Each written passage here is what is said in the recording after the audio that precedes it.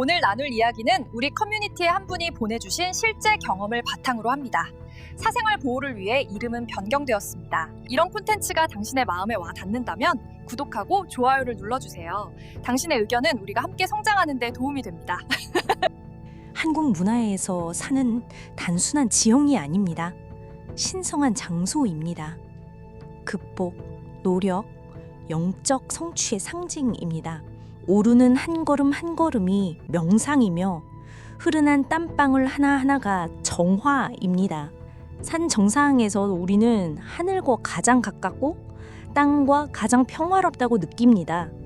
바로 이 배경에서 육체적 극복의 여정 속에서 우리의 이야기가 시작됩니다. 고백과 함께 중력을 거스르는 고백.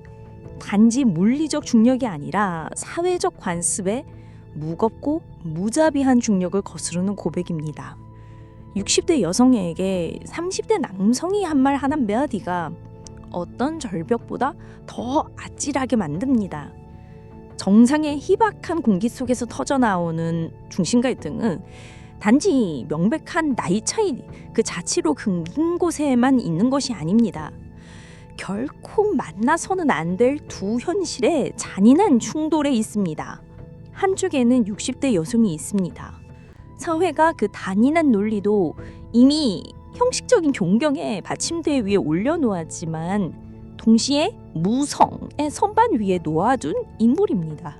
그녀는 할머니, 어머니, 선생님, 존경받는 아줌마입니다. 다른 한쪽에는 모든 규칙에 따르면 그녀를 바로 그렇게 보아야 할 남자의 날고 그대도의 본능적이고 거의 원시적인 욕망의 언어가 있습니다. 그의 말은 칭찬이 아니라 위반입니다. 실은 상호작용 방식에 대한 암묵적인 약속의 파괴입니다. 이 이야기는 한국이 배경이지만 러시아인의 영혼이 완벽하게 이해한 개념, 즉 второй дыхани를 나타냅니다. 사회가 그녀에게 상을 내려가고 쉬고 선출을 돌보기를 기대하는 나이에 그녀 자신도 잃어버렸다고 생각했던 에너지의 폭발, 활력을 발견하는 한 여성의 얘기입니다. 젊은 남자의 고백은 이 에너지를 창조하는 것이 아닙니다. 그것은 그녀들을 갑자기 새로운 정상, 그녀의 인생 지도에도 없던 정상으로 이끄는 감정적이고 낭만적인 두 번째 호흡의 이름을 묻어줄 뿐입니다. 그리고 이것이 바로 이 영상이 담고할 위대한 질문이 단지 금진의 로만츠나 나이 차이에 관한 것이 아니냐는 이유입니다. 그것은 피상적일 것입니다. 우리를 이끌 질문은 훨씬 더 깊고 실존적입니다. 사회, 그리고 어쩌면 그녀 자신이 이미 자신의 정점, 최종 정상에 도달했다고 믿을 때 한 여성에게 무슨 일이 일어날까요? 그리고 어느 날 누군가가 그녀가 걸어온 길이 아니라 그녀 자신을 바라보며 말합니다. 당신이 바로 그 산이에요. 그리고 당신을 탐험하는 것이 내가 정복했던 어떤 정상보다 더 짜릿해요. 젊은이의 고백이 가진 지진과도 같은 힘을 이해하려면 먼저 그가 찢어버린 무거운 망토를 이해해야 합니다. 바로 보이지 않는 존재감의 망토입니다. 우리 주인공과 그녀 같은 수많은 여성들이 느끼는 고통은 날카롭지 않습니다. 시간이 지나면서 자리 잡는 조용하고 만성적인 고통입니다. 사회적 유령이 되는 느낌입니다. 당신은 보이지만 보이지는 않습니다. 사람들은 당신의 나이를 존중하고 지하철에서 자리를 양보하며 사모님이라고 부릅니다. 하지만 그들은 당신을 여자로 보는 것을 멈춥니다. 멀리서 감탄하는 기념물이 들고 더 이상 누군가 모험을 떠나고 싶어하는 목적지가 아니게 되는 고통입니다. 사회는 미묘하게 당신을 낭만적이고 열정적인 삶에서 은퇴시킵니다. 사회학에는 사회적 죽음이라는 개념이 있습니다. 이는 특정 개인이 나이, 질병 또는 지위 때문에 사회생활에 완전히 참여하는 것에서 미묘하게 배제되는 방식을 설명합니다. 나이 든 여성의 경우 이는 종종 낭만적 죽음으로 나타납니다. 그들은 잠재적인 파트너, 욕망의 대상으로 여겨지지 않게 됩니다. 산에서 한 젊은이의 고백은 단지 칭찬이 아닙니다. 이 사회적 죽음에 직접적으로 도전하는 행위입니다. 사회의 포구형에 받아들이기를 거부한 것입니다. 부활의 행위입니다. 그리고 여기에 숨막히기가 아름다운 반직원적인 발견이 있습니다. 그의 선언, 당신이 정상보다도 짜릿하다. 단순한 희용이 아닙니다. 상징적인 부활의 행위입니다. 핵심은 그가 그녀의 나이에도 불구하고 그녀를 보는 것이 아니라는 점입니다. 그는 그녀의 나이가 상징하는 것 때문에 그녀를 정상으로 봅니다. 경험, 힘, 거로운 여정, 맞서 싸운 폭풍들. 그의 눈에 산 정상은 단지 시리적인 지성, 육체적인 성취일 뿐입니다. 그녀는 60년의 역사를 가진 다른 차원의 성취입니다. 그는 단지 그녀를 인정하는 것이 아닙니다. 그는 그녀를 최종 목표, 산 자체의 물리적 정복보다 우월한 경험으로 숭배하고 있습니다. 그는 그녀가 나이에 비해 예쁘다고 말하지 않았습니다. 그는 그녀가 가장 높은 봉우리보다 더 짜릿하다고 말했습니다. 이것은 우리를 자기 권능과 기법, 즉 화해력의 인벤토리라고 부를 수 있는 연습으로 이끕니다. 종이를 가져오시거나 마음속으로 해보십시오. 먼저 당신의 인생에서 활력과 내력의 정점에 있었다고 느꼈던 세 순간을 나열해보세요. 아마도 20대, 30대일 것입니다. 이제 다른 열에 당신이 그때는 가지지 못했지만 오늘 가지고 있는 세 가지 사지를 나열해보세요. 회복력, 지혜, 자신감, 삶에 대한 더 깊은 이해, 더 날카로운 유머와 같은 자질들입니다. 이 연습의 목적은 당신의 자존감에 원찬을 옮기는 데 도움을 주는 것입니다. 당신의 가치의 닻을 지나가는 몸에서 현재에 흔들리지 않는 힘으로 옮기는 것입니다. 이 변화를 완벽하게 포착하는 비유는 탑의 비유입니다. 그녀는 자신을 산 정상에 있는 오래된 탑이라고 왔습니다. 존경을 받는 구조물, 역사적이고 사람들이 지나가면서 감탄하지만 더 이상 순례의 주빅 목적지가 아닌 그때 한 젊은 여행자가 도착해 정상리 딱대의 경력을 무시하고 탑의 발에 앉아 고백했습니다. 나는 탑을 보려고 산에 올랐지 않아요. 오르는 길에 탑이 이산천지에서 가장 살아있고 가장 흥미로운 가장 짜릿한 곳이라는 것을 발견했기 때문에 올랐어요. 초기의 충격과 인정의 운동이 생겼고 자꾸 피할 수 없는 의심이 여자의 마음을 자리 잡기 시작합니다. 불안의 고통입니다. 그가 정말로 나에게 무엇을 원하는 걸까? 그녀는 자문합니다. 이것은 진정한 욕망일까? 아니면 단지 나에 대한 이국적인 패티시일까? 그는 진심일까? 아니면 단지 경험, 이야기의 거리를 타고 있는 것일까? 특이한 정복의 전두림, 젊은 모험가를 위한 예성투상이 될지도 모른다는 두려움은 칭찬의 기쁨을 무효화하겠다는 포고량입니다. 그의 감탄이 그녀를 향한 것이 아니라 그녀가 대표하는 이례적인 현상에 대한 것일지도 모른다는 두려움입니다. 단순한 시각을 가진 사회는 즉시 그러한 관계를 해체해야 할 hin화, 즉 한 파트너는 돈과 지위를 제공하고 다른 파트너는 젊음과 아름다움을 제공하는 거래적 교환인 슈가데이팅의 틀에 맞추려는 경향이 있습니다. 그러나 이 주제는 훨씬 더 복잡하고 심오한 가능성, 즉 에너지 교환의 가능성을 탐구할 것을 제안합니다. 젊은이의 매력은 패티시나 돈과 아무 관련이 없을 수 있습니다. 그것은 그녀가 축적한 지혜, 그녀가 발산하는 감정적 안정, 더 이상 세상에 아무것도 증명할 필요가 없는 사람의 차분한 자신감에 대한 진짜 매력일 수 있습니다. 아마 그는 성인 생활의 시작의 불확실성과 불안을 헤쳐나가고 있는 동년배들에게서는 찾을 수 없는 자질들입니다. 그리고 여기에 등반가의 심리에 대한 반직관적인 발견이 있습니다. 그의 욕망은 정복하는 것에 대한 것이 아니라 완전히 다른 종류의 여성적 에너지에 의해 정복당하는 것에 대한 것일 수 있습니다. 그는 관계에서 권력을 원하지 않습니다. 그는 더 성숙하고 더 안전하며 더 현명한 형태의 권력에 복종하기를 원합니다. 그가 짜릿해요 라는 단어를 묘사하는 감정은 단지 육체적인 것이 아닙니다. 그것은 진짜이고 경험이 풍부하며 똑같은 유차연 게임을 하지 않는 생명력과의 연결되는 감동입니다. 그는 언덕을 오르고 싶어 하지 않습니다. 그는 산에서 배우고 싶어 합니다. 이러한 영역학의 복잡성을 감안할 때 명확한 의사소통은 필수적이고 이것이 실질적인 결과입니다. 여자는 그를 그토록 끌어당기는 덕스감을 사용하여 비난하지 않으면서도 호기심을 가지고 공개적으로 물을 수 있습니다. 당신이 만말에 매우 감동을 맞았어요. 하지만 당신의 관점을 이해하고 싶어서 진심으로 궁금해요. 나와 올 사이무시 무엇이 당신을 그렇게 끌어당기나요? 이 질문은 시험이 아니라 정직함으로의 초대입니다. 그리고 그의 대답은 연결의 진짜 본질을 드러내요.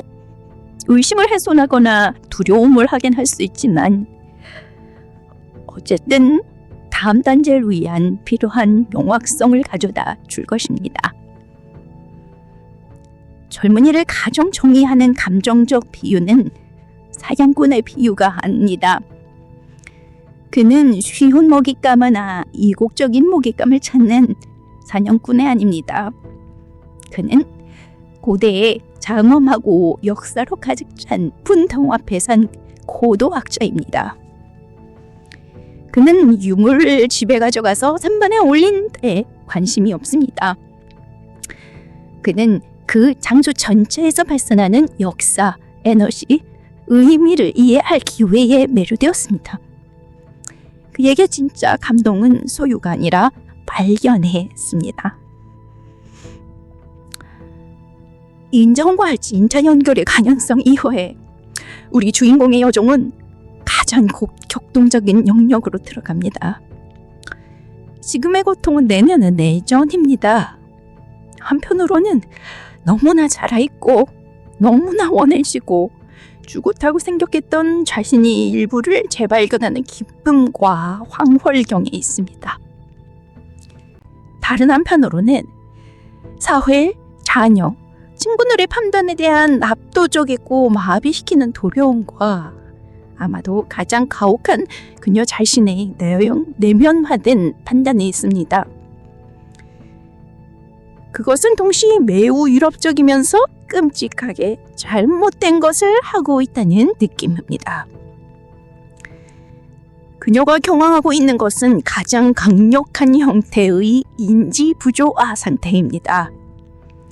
동시에 완전히 상충되는 두 개의 신념이나 아이디어를 동시에 유지하려는 면증적 긴장입니다. 첫 번째 신념은 나는 60대 여성이고 내 삶을 살았고 사회에 내 빚을 갚았고 나를 다시 불태웠던 이 불기법을 누리고 이 욕망을 탕구할 모든 권력이 있다. 두 번째 신념은 이것은 나의 관대에 대한 모든 사회적 유망을 위반한다. 나는 부끄러워야 한다. 이것은 부적절하다. 사람들이 뭐라고 생각... 그리고 이것이 바로 여기서 반직관적인 발견이 그토록 중요한 이유입니다. 이 관계를 받아들이는 것 또는 단지 그 가능성만을 받아들이는 것은 단지 낭만적인 결정이 아닙니다. 그것은 급진적인 정치적 선언입니다. 그것은 자기 주권의 행위입니다. 그것은 여성이 자신과 세상에 대해 자신의 개인적인 활력, 개인적인 행복, 기쁨, 추구가 그녀의 나이의 여성이 어떻게 행동해야 하는지에 대한 사회적 기대에 순응한 것보다 더 중요하다고 선언하는 것입니다. 그것은 여성의 노화를 지배하는 분문율에 대한 시민 불복종 행위입니다. 이러한 외부 및 내부 압력을 헤쳐나가기 위해 우리가 의견 필터라고 부를 수 있는 적용 가능한 기술이 있습니다. 정신적인 연습입니다. 누군가의 판단을 상상할 때 자녀, 친구 또는 일반적인 사회에 자신에게 간단하고 직접적인 질문을 던져보세요. 이 사람은 진정으로 나의 행복과 안녕에 관심이 있는가? 아니면 단지 겉모습을 유지하는 것, 다른 사람들이 뭐라고 말할까에 더 관심이 있는가? 그들의 근본적인 의도에 따라 의견을 걸러내는 것은 그들의 감정적 무게를 격적으로 줄일 수 있습니다. 당신은 판단하는 많은 목소리들이 당신에 대해 걱정하는 것이 아니라 당신의 행복이 방해할 위협이 되는 사회 질서에 대해 걱정하고 있음을 깨닫기 시작합니다. 그녀의 순간을 완벽히 복잡하는 비유는 정상에서의 춤의 비유입니다. 그녀는 마침내 산 정상에 도착했고 영원히 죽었다고 생각했던 산들바람을 얼굴에 느끼고 있습니다. 그것은 순수한 황홀하경의 느낌입니다. 그러나 저 아래의 골짜기에서는 마을 사람들의 목소리, 불승님과 판단에 끊임없는 박자가 들려옵니다. 그녀의 여정은 이제 더 이상 등반해 가는 것이 아닙니다. 계곡의 북이 그녀가 더 이상 듣고 싶지 않은 노래를 연주하더라도 정상에서 춤을 추고 단드리만함을 쭉 가하며 기쁨으로 움직이는 법을 배우는 것입니다.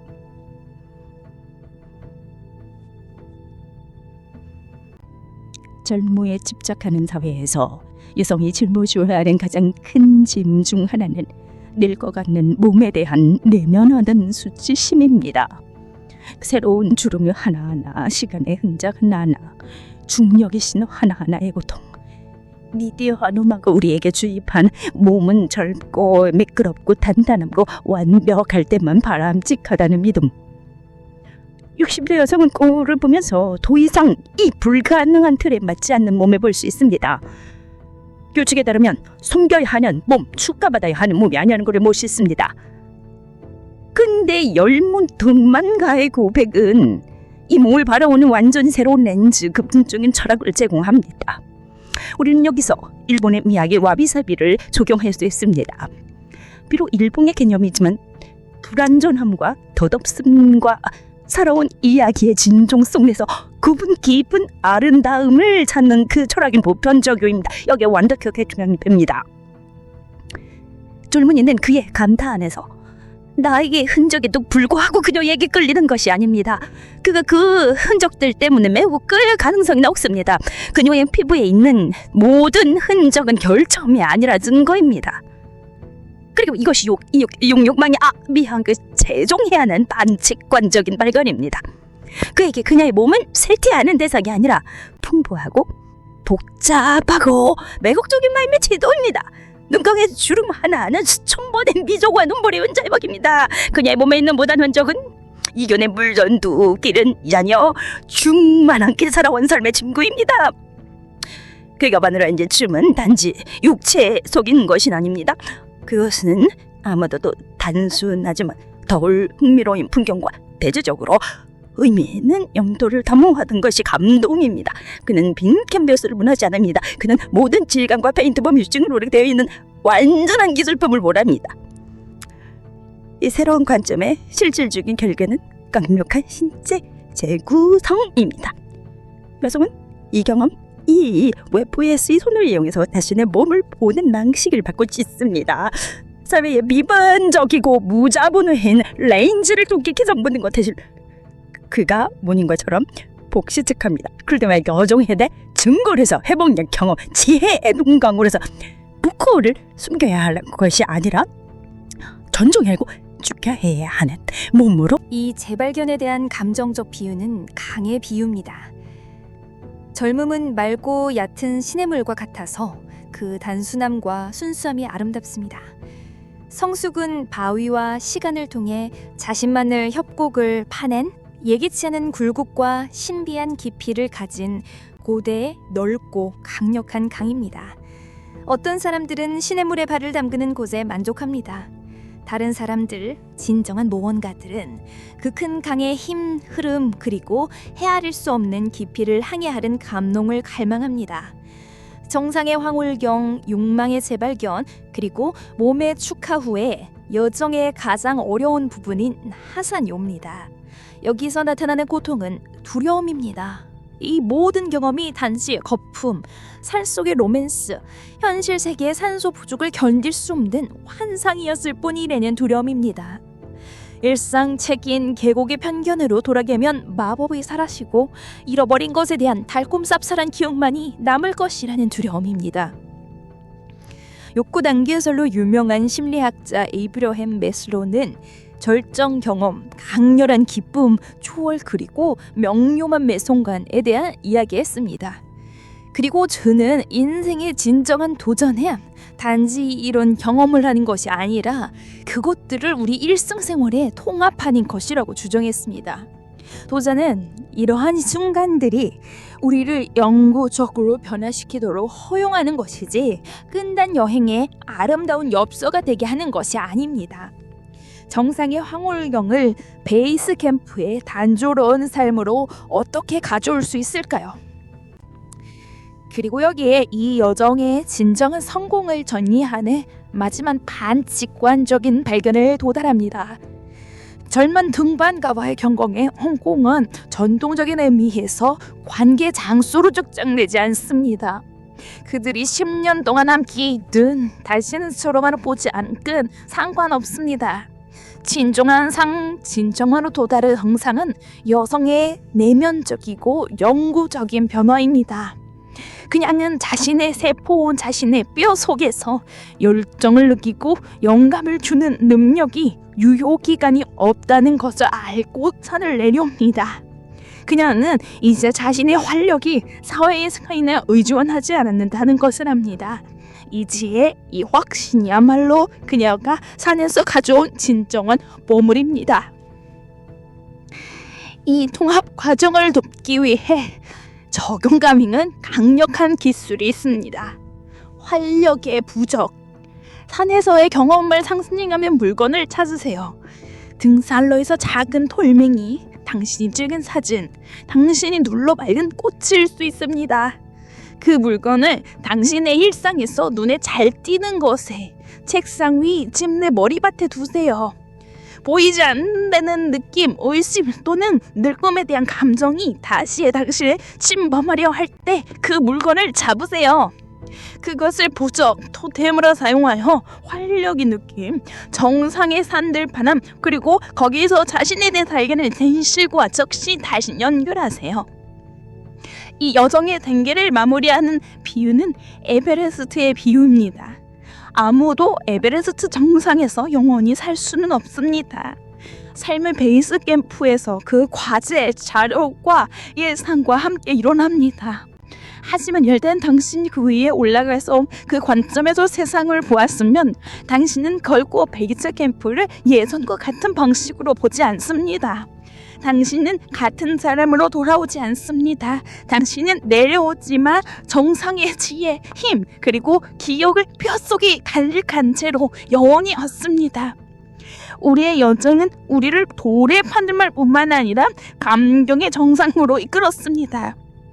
우리는 충격적인 공백으로 시작해서 나이, 아름다움, 욕망, 그리고 가장 중요한 것은 자존감의 급진적인 재정리로 끝났습니다. 결국 이 이야기는 한 남자가 한 여자로 오르는 것이 아니었습니다. 한 여자가 자신의 위험, 자신의 신성한 지형을 재발견하는 것에 대한 것이었습니다. 이 이야기가 우리에게 드러내는 숨겨진 지식은 사회가 우리에게 지도를 건네주면서 우리의 등반 여정, 우리의 중요성이 40대, 50대, 60대에 끝난다고 말할 수 있지만 영혼은 사회적 지도를 잃지 않습니다. 영혼은 마지막 숨을 거둘 때까지 등반의 짧음, 열정의 희박한 공개, 그리고 정상의 경치를 갈망합니다. 그리고 우리는 아름답고 심오한 한국의 개념인 인연으로 마무리할 수 있습니다. 인연은 사람들을 연결하는 운명이 실입니다. 젊은 등반과의 만남은 결혼과 같은 관습적인 해피엔딩을 위한 인연이 아닐 수도 있습니다. 그것은 운명이 하나의 독특한 목적을 위해 짠 강렬하고 특정한 인연이었을 수 있습니다. 여정을 그녀 자신인 바로 그 산이며 여정이 끝난 지친 등반가가 아니라는 진실에 눈뜨게 하기 위한 것입니다. 그래서 저는 여러분에게 마지막 질문, 자신의 지도를 들여다보게 하는 초대를 남깁니다.